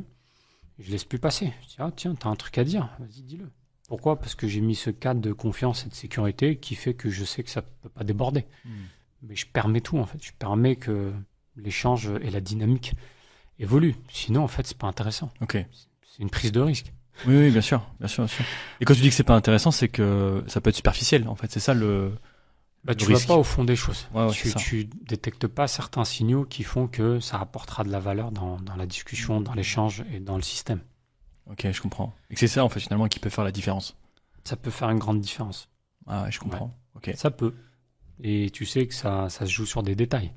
Un changement, un déclenchement de quelqu'un qui veut faire quelque chose, ça se joue parfois, souvent dans les détails là, dont on parle. Ok. Il faut être le sniper. À l'affût du moindre détail. Non, parce que, des fois, c'est un petit détail qui fait toute la différence, en vrai. Ok. Super. Pour revenir un petit peu à tes 3 activités que tu fais aujourd'hui, déjà, est-ce qu'il y en a une qui te passionne plus qu'une autre? Tu vois, c'est quoi ton truc à toi où t'es dans ta zone de génie un petit peu, t'en parlais tout à l'heure, le flow. C'est à quel moment pour toi? Est-ce que c'est par exemple plus quand tu prends la parole en public? Est-ce que c'est plutôt quand tu es en coaching individuel avec tes coachés? Ou est-ce que c'est autre chose, par exemple quand tu es en formation et que tu es avec un groupe? Parle-moi un petit peu de ça. Qu'est-ce qui te passionne le plus dans tout ce que tu fais aujourd'hui? Là, je suis vraiment dans le flow. Ouais. Je pense que c'est raconter des histoires. Ok. Je te réponds pas sur un métier en particulier, mais j'y viendrai. J'ai remarqué, par exemple, la semaine dernière, j'ai animé un séminaire de 30 heures avec des étudiants sur le leadership. Des étudiants de 5e année. Je remarque que j'amène beaucoup d'histoires pour les projeter. Beaucoup d'histoires pour les expliquer la complexité du monde d'entreprise dans lequel on vit, même du monde en général, pour qu'ils essaient de se projeter, de comprendre les histoires, d'être dans la réalité, d'être vraiment dans du concret. Ma zone maintenant d'excellence, je crois que c'est celle-là. Et d'ailleurs, une fois, j'ai fait une formation à un groupe qui voulait faire une formation de formateur. D'accord. Formation de formateur. Pour devenir formateur dans ton domaine, par exemple, c'est la data analysis. Tu vas devenir formateur dans la data analysis. Et donc, tu vas apprendre des outils pédagogiques qui vont permettre de transmettre la compétence. Comment construire une formation, comment parler en public, faire l'ingénierie, comment animer une formation, comment arriver, comment conclure, tout ça, quoi. C'est un métier. Et à la fin, il me dit un truc intéressant. Je me rappelle très bien, il me dit tu nous as formés, on a vraiment apprécié, mais je pense que tu es beaucoup plus fait pour le mode conférence. Il me dit, ton style, à nous raconter des histoires et tout, t'es plus fait pour ça. Je suis d'accord avec lui. En fait, la formation, c'est beaucoup de théorie, d'exercice, d'écoute, tout ça. Je suis très bon là-dedans, j'aime bien faire. Mais je crois que là où je suis encore plus à l'aise, c'est être dans un rythme, raconter des histoires, projeter les gens, inspirer, faire réfléchir, bousculer les trucs. Ça, je pense, c'est ma zone, la zone que j'apprécie le plus, ouais. Ok. C'est chouette. C'est chouette de l'avoir identifié. Et en plus, ce qui est encore plus chouette dans ce que j'entends, c'est que tu l'as identifié grâce à un feedback. Grâce à un feedback et grâce à ce que je me vois faire dans les formations. Ouais. Et ce qui est fou, parce que il faut que je te partage ça, c'est que raconter une histoire, pour moi, c'était infaisable. Jeune, j'étais incapable de raconter quoi que ce soit, de verbaliser quoi que ce soit. J'étais quelqu'un de très renfermé, très timide. Aujourd'hui, réussir à faire ça, pour moi, c'est un miracle, en fait. D'accord. C'est un miracle et je me dis, bah, maintenant, partage ce qui te paraît intéressant, pertinent pour les gens, tout en restant sur leurs objectifs. Je suis pas là à raconter ma vie pour raconter ma vie. Je raconte ma vie qui intéresse mon interlocuteur et mes interlocuteurs. Sûr. Peut-être parfois j'en fais un peu trop, peut-être. Mais en tout cas, je fais en sorte de rester dans un objectif précis et où j'ai une mission, quoi. Une mission à partager mes expériences par rapport à un sujet particulier pour lequel on me missionne, tu vois. Ok, super. Et est-ce qu'il y aurait peut-être un coaching on a beaucoup parlé du premier coaching que tu as fait sur la perte de poids. Si on avance très vite le film et qu'on arrive jusqu'à aujourd'hui, et qu'on prend par exemple les coachings de sportifs de haut niveau, parce que on n'a pas beaucoup parlé, est-ce qu'il y en a un dont tu es particulièrement fier? Ouais, le coaching du combattant de MMA. Ok.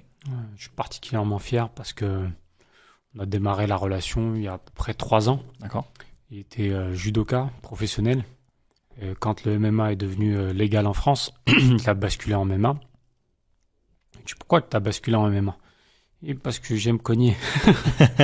J'aime la baston, il était bon en striking. D'accord. Et il s'est dit, bah tiens, je vais encore prendre plus de plaisir à avoir tous ces arts martiaux combinés en un seul. Ok. Et donc on a basculé sur le MMA, au début sur le circuit amateur, parce que tu commences par un championnat de France, championnat d'Europe, championnat du monde. On a gagné le championnat d'Europe ensemble en 2022, 1er octobre 2022. Donc ça, c'est une grande fierté parce que c'est concret, c'est un titre, c'est un travail de longue haleine. Ok. Vous avez travaillé combien de temps pour arriver à ce résultat à peu près? 2022, ça faisait 1 an et demi qu'on bossait ensemble. Ah ouais, quand même. À peu près 1 an et demi, donc on ne travaille pas ensemble de manière très régulière. C'est-à-dire, c'est des spots à des moments particuliers quand il y a les combats, compétitions ou des problèmes physiques. La fierté, c'est que, je ne peux pas donner tous les détails, mais c'est qu'on est parti de très très loin. D'accord. Sur l'état de ce sportif et on arrivait à faire champion d'Europe. Pour moi, c'est l'histoire en fait. C'est par où on est passé comme chemin en fait. Comme chemin, comme étape et comme descendre très très bas pour remonter et gagner ce titre. Pour moi, c'était inimaginable en fait. C'est comment reconstruire la confiance de la personne et des repères physiques, physiologiques, mentaux pour arriver à la performance et que ça se voit avec un résultat très concret. Bien sûr. Donc ça, pour moi, ça montre que c'est possible quand il y a une confiance mutuelle, un travail qui est fait et qu'on aille au bout, qu'on y croit ensemble. Donc ouais, ça, je suis très fier. Donc titre championnat d'Europe, 2 combats professionnels, 2 victoires. Okay. Donc voilà, bravo. Concret, encore une fois. Donc ça donne aussi des certitudes sur les outils que tu utilises, que ça fonctionne, que c'est quelque chose... Ta philosophie aussi, parce que tu n'as pas que des outils, tu as aussi une manière de penser qui fait que tu structures ton travail d'une certaine manière. Donc ça te donne aussi des certitudes sur ça et de la confiance. Ouais, c'est clair. Donc ça, franchement, je suis fier parce que, comme je t'ai dit, moi je suis très proche des personnes avec qui je travaille et moi je le considère comme un membre de ma famille. Tu vois. Donc quand il a besoin de moi, je suis là. J'ai pas juste une relation de coaché, j'ai une relation de confiance. Et presque partenaire en fait, de ce que je comprends. Ouais, c'est quelqu'un pour qui j'ai peur, s'il y a un accident, J'ai envie qu'il réussisse, j'ai envie qu'il avance. Je le Pour vois qu'il comme... te heureux quand ça fonctionne aussi. Exactement. Ça dans les deux Et il sens. faut aussi affronter quand il y a des défaites, Ouais. être capable de faire l'appel téléphonique, de récolter ce qui se passe, comment ça se passe, et de ne pas être émotionnellement touché par ça, parce que ça te touche. Donc c'est vraiment vivre à 100%, pas 100%, parce que tu peux pas vivre ce qu'il vit en fait, physiquement, sur l'entraînement et tout, mais être là à des moments clés pour l'aider à avancer et aller vers la performance, pour moi c'est un beau cadeau. Ouais, je comprends. Et d'ailleurs, je crois qu'on peut faire un beau cadeau aux personnes qui nous écoutent. T'as parlé de, entre guillemets, de toucher le fond pour ensuite rebondir. Ouais. Je crois que ce qui peut être intéressant et qui peut être source d'inspiration pour ceux qui nous écoutent, c'est ceux qui, justement, ont perdu un peu cette confiance ou qui doivent se reconstruire après un moment difficile. Ça peut être n'importe quoi en réalité pour l'entrepreneur. On sait que c'est la perte d'un gros client, on sait que c'est le fait de pas avoir de résultats, malgré toute l'énergie qu'on peut déployer. On sait que ça peut être plein de choses. Et donc, la question que j'aimerais te poser, c'est qu'est-ce qu'on pourrait leur dire, qu'est-ce que tu pourrais leur dire à ces personnes qui sont justement au fond du trou et qui ont besoin de, rebondir. Par quoi ils devraient commencer, selon toi? Première chose. Si tu repenses par exemple à ton exemple avec ton coaché, qu'est-ce que tu as fait avec lui? Si je repense déjà à ma vision personnelle, commencer à faire du sport. Ok. Sortir de chez soi tous les jours pour faire une activité physique. Ok. Moi, je pense que ça a été toujours mon moteur de motivation, de rester focalisé, même quand c'est compliqué. Faire du sport, je sais pas, marcher déjà, commencer à marcher, soulever des poids, aller courir, aller à la piscine, faire du vélo. Il y a 10 000 trucs à faire, mais faites un truc physique. Déjà, pour moi, ça, c'est l'un des premiers trucs. Avoir des gens solides autour de soi, c'est-à-dire amis, famille, collègues, peu importe, mais partagez ce que vous vivez à ce moment-là pour que vous compreniez que vous n'êtes pas seul en fait. Ça, c'est super important.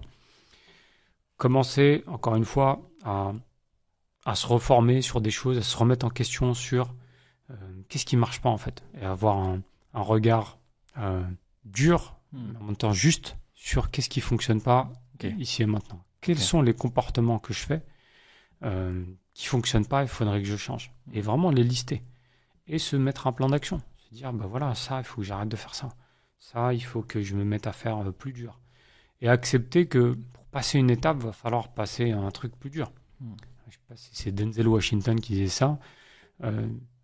Tu peux pas faire quelque chose de différent si tu fais toujours la même chose. Donc, si tu veux quelque chose de nouveau, de fort, mets-toi à faire des choses difficiles. Donc, c'est un peu cette capacité de se dépasser. Franchement... je vois pas d'autre chose en fait. Okay. Et se dépasser, c'est des fois faire quelque chose de chiant de manière régulière. Faire ce sport, faire cette lecture. Lire aussi, c'est extrêmement important pour son mental. Quelqu'un qui a arrêté de lire, on se remet à lire, on se remet énormément d'énergie. Franchement, de créativité. Là, au mois d'août, par exemple, j'avais un peu de temps. J'avais pas de formation du 1er août jusqu'au 26 août. Si, j'avais des choses à distance... des bilans à faire et tout. C'est plus léger. J'ai lu, je sais pas, une dizaine de livres. Ok. Je peux te dire que ça m'a donné une énergie hors du commun. J'ai arrêté de lire du développement personnel. J'ai lu des romans. Tu vois, c'est énergie de fou. Alors, pour déculpabiliser tout de suite ceux qui nous écoutent, j'ai en face de moi un champion de lecture rapide. Donc, champion peut-être pas, mais quand je lis, j'arrive à lire beaucoup. Là, j'ai lu énormément de livres sur un mois et ça m'a donné une énergie, une patate. Et je le sens dans mes formations. Je le sens dans mes prises de parole. Je le sens dans ma capacité à réfléchir et à argumenter.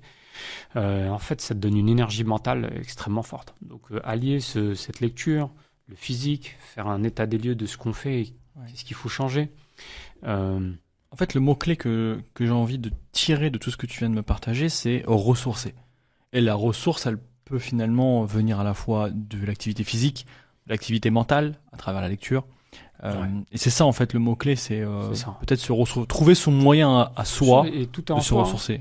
Pas à peine d'aller chercher à l'extérieur, même si un livre c'est externe, mais ça va venir en toi. Et l'autre élément important, faire un état des lieux. Tu peux pas aller te ressourcer sans comprendre qu'est-ce qui marche pas. Et on a du mal à faire ça en fait, de se dire, pose-toi sur une table, commence à écrire. Qu'est-ce que je fais de bien déjà dans mes comportements quotidiens? Qu'est-ce que je fais mal? Des fois, je demande juste ça à un sportif ou autre. commence à poser sur papier qu'est-ce que va falloir changer. Et rien que le fait d'écrire commence à déjà générer cette énergie et ce mouvement. Bien sûr. Donc, faire un état des lieux sur soi, c'est pas mal. Bien sûr.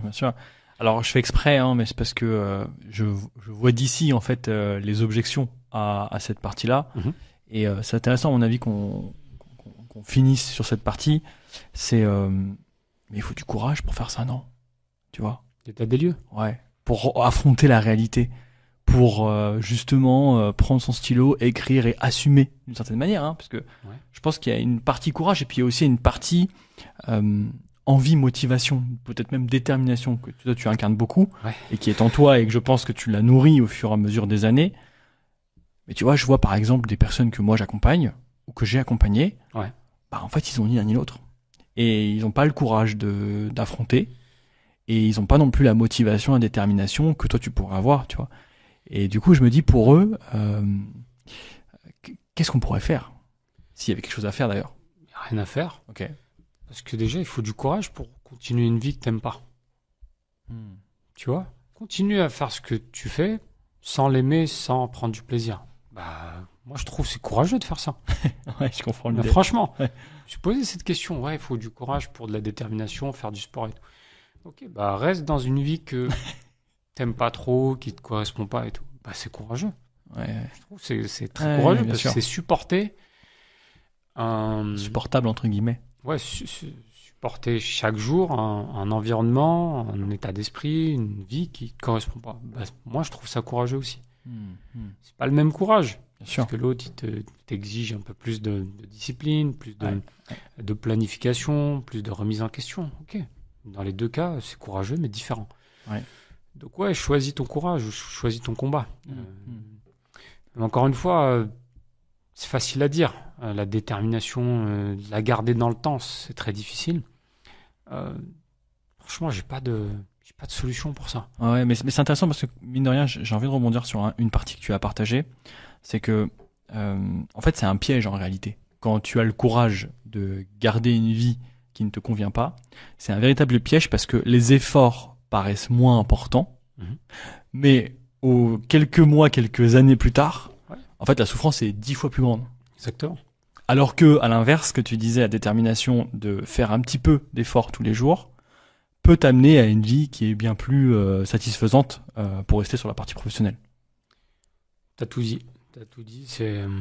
Mais après, c'est un défi pour nous tous. C'est un défi tous les jours, on est d'accord. Notre santé physique, c'est un défi pour la communication qu'on a avec ses proches, c'est un défi pour l'alimentation, pour tout. Bien sûr. On a tous ces défis-là qui se répètent chaque jour. C'est pour ça que, comme je disais au début, prendre des fois du recul pour remettre les choses dans l'ordre. Est-ce que vraiment gagner 10, 15, 20 000 euros par mois, c'est cool et en contrepartie, je prends pas soin de mon mental, de ma famille, de mon système. Donc si c'est cool, c'est ok. Est-ce que si je gagne juste, je sais pas, 2, 3, 4, 5 000 et que j'ai la possibilité de voir ma famille plus souvent, de m'amuser avec eux, de construire des souvenirs, je sais pas, d'être avec d'autres, est-ce que c'est pas plus viable? Donc c'est réfléchir à qu'est-ce qui est important pour moi, qu'est-ce que je ne veux plus, comment je pourrais orienter. Et c'est le titre du livre que je te disais sur le couple, là. Sûr. How to live with another person, comment vivre avec l'autre personne. C'est ça en fait, c'est comment régulièrement se remettre des objectifs, on appelle ça des objectifs, mais des envies, des critères de réussite. Qu'est-ce que je veux maintenant qui n'est plus ce que je veux il y a 3 mois? Et remettre ça à jour régulièrement. C'est remettre des contrats en place avec soi-même, avec les personnes avec lesquelles on vit. C'est pas quelque chose qu'on fait régulièrement, malheureusement. Ouais, je comprends. Et d'ailleurs, c'est dans le livre de Dale Carnegie, je crois, Comment se faire des amis.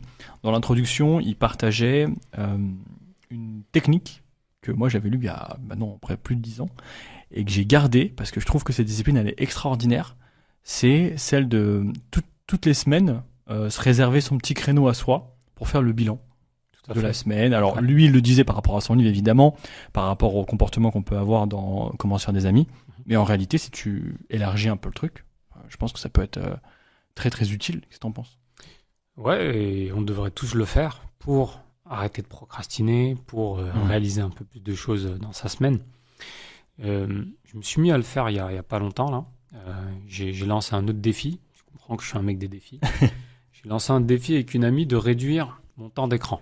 Ok. Je pense que tout le monde lutte avec ça. Ah, ça, je suis Le d'accord. temps d'écran. Ouais. J'ai réussi à le diminuer, je sais pas, de 68%. D'accord. J'étais vers les 5-6 heures par jour. Ok. Waze compris, les appels compris. Aujourd'hui, je suis à 1h30, 2 heures par jour. 2 heures et quart. Qu'est-ce que ça me permet de faire? Planifier, réfléchir le dimanche soir, être beaucoup plus focus le soir au lieu de regarder des vidéos qui n'ont aucun sens, être focus sur ce que j'ai envie de faire, comment me reposer, comment me ressourcer. En fait, j'ai gagné énormément de temps. Il faut juste aller chercher le temps là où il est perdu aujourd'hui. Okay. Perdu entre guillemets, bien sûr. de manière non contrôlée. Et en fait, derrière, je sais pas, en 2 semaines, je commence à voir ma productivité, elle est plus la même. J'arrive à avoir des plannings plus chargés, j'arrive à délivrer plus. J'ai éliminé 2h30, 3 heures de temps d'écran par jour. Tu vois, donc grâce à un défi, à la grâce base. à un défi, mais ça marche très bien, ça. Ouais. C'est avoir un défi avec un ou une amie, c'est scientifique, hein, c'est une étude qui a été faite, Bien sûr. que ça augmente, je sais pas par combien de pourcents, ta 73 capacité jours. à réaliser 73% à réaliser ton objectif. Ouais. Donc voilà, se mettre des défis avec quelqu'un, si tu veux réussir, ça peut être pas mal. Ouais, c'est canon. J'aime bien cette méthode. Ça fait 5 ans, hein, c'est ça que t'es à ton compte. Ouais. Et ce qui peut être intéressant à identifier aussi, c'est finalement l'évolution, ton évolution à toi, et tes qualités finalement, comment elles ont évolué. Déjà, ce que je me demande, c'est est-ce que pour toi, il y a une qualité primordiale à développer, pour commencer, quand on est dans un métier comme le tien d'accompagnant. Et ensuite, deuxième question, c'est peut-être comment faire pour la développer, cette qualité. La qualité primordiale que je vois dans mon métier, mais dans la vie en général, c'est cette qualité d'écoute. Okay. Ça m'a pris beaucoup de temps. Moi, je pensais que j'étais quelqu'un qui écoutait bien les gens. C'est vrai, parce que je laissais le temps aux gens de parler, de s'exprimer. Mais j'ai gagné en précision, en qualité de précision d'écoute, dans toutes les situations, hein, que ce soit en formation ou en coaching, et de reformulation. Et franchement, cette qualité-là, elle offre un espace en fait à l'autre personne incroyable. Et par l'écoute, en fait, on résout énormément de choses parce qu'on a les vraies informations, les bonnes infos qui permettent de faire avancer la personne et de le projeter dans quelque chose de positif.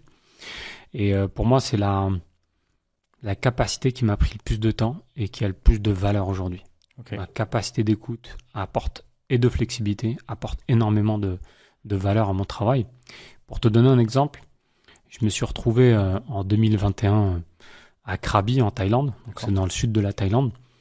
Je me suis retrouvé au bord de mer, hein. Je voulais juste me poser tranquille, c'était juste après Covid, hein. Okay. La Thaïlande a rouvert, donc pour y aller, il fallait 2 tests PCR, tu connais l'histoire. Et j'arrive et je me balade à Krabi tranquillement, il n'y a pas de touristes, il n'y a personne, c'est vide. Okay. C'est un truc animé normalement. Et là, je me retrouve à ma gauche, il y a une personne, je sens qu'elle a envie de parler. Et moi, pas trop. J'étais chill, tu vois, j'étais bien. Et à un moment, il se rapproche un peu, je me dis quand même, c'est abusé, on est deux, la plage, elle est énorme, si je parle pas avec lui, je suis un sauvage, tu vois. Donc, j'engage la discussion. Et petit à petit, je comprends qu'il est australien, qu'il vit en Thaïlande depuis quelques années, et que son métier, c'est caddie. Caddie, c'est la personne qui accompagne le golfeur professionnel pour lui parler, jouer l'aspect psychologique, lui donner le bon matériel pour faire ce qu'il a à faire. Et je comprends qu'il a 25 ans d'expérience là-dedans et qu'il a été avec des champions de très très haut niveau au Japon et en Corée du Sud. Japon, Corée du Sud, en golf, c'est pas mal. D'accord. C'est du très haut niveau. Et je comprends que j'ai une pépite à côté de moi. Moi qui voulais me développer dans le sport de haut niveau et l'aspect mental, je me dis, waouh, à côté de moi, j'ai quelqu'un d'exceptionnel. Et je me suis mis à le questionner, à l'écouter, à reformuler ce qu'il dit, et à vraiment comprendre son monde et comment il a travaillé avec ses sportifs. Et j'ai appris des leçons incroyables. Au lieu de rester 5-10 minutes avec lui, je suis resté 3 heures. On a changé d'endroit 4-5 fois. D'accord. Et j'ai pris des notes, énormément de notes sur mon téléphone. J'avais pas pris de quoi noter. Bah ouais, t'étais pas prêt à ça. Hein. J'étais parti pour une balade dans la montagne et je me retrouve avec Simon, l'Australien, qui a vécu au Japon, qui a une vie de famille au Japon, etc. Et maintenant, il travaille avec des golfeurs professionnels thaïlandais. Okay. La leçon, c'est que j'ai pris le temps de l'écouter. J'ai changé mon plan. Là, j'ai trouvé un plan plus intéressant. Et juste à l'écouter, il s'est exprimé. J'ai compris qui il était, sa famille, son histoire personnelle. Et j'ai pris des informations extrêmement de grande valeur pour mon métier de coach et de préparateur mental. Donc, l'écoute aujourd'hui, c'est ce qui manque un peu partout, dans les entreprises, entre individus. On n'arrive plus à s'écouter, en fait. Les gros défauts que je vois, c'est je ne suis pas écouté, je ne suis pas compris. Quand on ne comprend pas quelqu'un, quand on ne l'écoute pas, en fait, le diagnostic est mauvais. Donc, on ne sait pas, on n'a pas envie, en tout cas parfois, de trouver les bonnes solutions. Donc, pour moi, c'est une qualité qui doit être développée. Okay. Si aujourd'hui, quelqu'un a envie de travailler avec toi, une entreprise ou un coach, comment est-ce qu'il peut te contacter? Comment il peut faire? Et qu'est-ce qu'on peut avoir en travaillant avec toi? Tu vois, si là, il y a des personnes qui se disent, tiens, Hicham, ça m'intéresserait, qu'est-ce qu'on peut leur dire? Qu'est-ce que tu peux leur dire? Déjà, où me trouver, j'ai un LinkedIn où je communique régulièrement, une fois par semaine, sur des sujets qui me plaisent. J'ai un site internet où je communique sur toutes mes formations, toutes mes conférences et mes coachings que je réalise. Après, qu'est-ce qu'on peut dire à une personne? C'est de me découvrir, prendre le temps qu'on s'appelle et que on se découvre par l'écoute, par les problématiques que je peux gérer ou que je peux pas gérer. Voilà, c'est dans la découverte qu'on apprend est-ce qu'on a un intérêt à travailler ensemble. Moi, je suis quelqu'un de très pragmatique. J'aime bien aller droit au but. Je suis assez structuré, donc j'aime bien avoir quelque chose de très méthodique. Donc, voilà, j'utilise mes méthodes, ma structure, ma capacité de prise de parole pour engager les gens à évoluer, à changer, quoi. Après, tout le monde n'a pas envie de changer. Hein. Moi, je mets en œuvre tout ce que je peux, mais après, à la personne de mettre en œuvre ce qu'il faut à la personne ou à l'entreprise pour y arriver. Mais moi, je mets tout en œuvre pour qu'on y arrive. C'est un peu l'image du serrage de main, tu vois. Si je te serre la main et que je suis ici, il faut que tu viennes, ça va pas. Serrage de main, c'est mi-distance. J'aime bien. Donc, chacun fait sa part. Moi, je fais ma part. Ok, top. Merci, Hicham. Peut-être une dernière question. C'est quoi tes projets pour l'avenir? Mes projets? Ouais. J'ai un projet actuel, c'est de travailler sur 2 continents, aussi bien la France, donc Europe et Asie, donc à Bangkok. C'est en cours. C'est un projet qui me tient à cœur parce que j'aime beaucoup ce pays et cette ville de Bangkok. Donc, projet à moyen terme, c'est de travailler sur ces 2 continents, en distanciel, en présentiel, garder toujours mes clients ici et faire des allers-retours pour continuer à m'épanouir et dans des environnements qui sont adaptés à ma philosophie de vie. Excellent. Boxtail, par exemple. Excellent. Merci beaucoup, Hicham. C'était un plaisir d'être avec toi.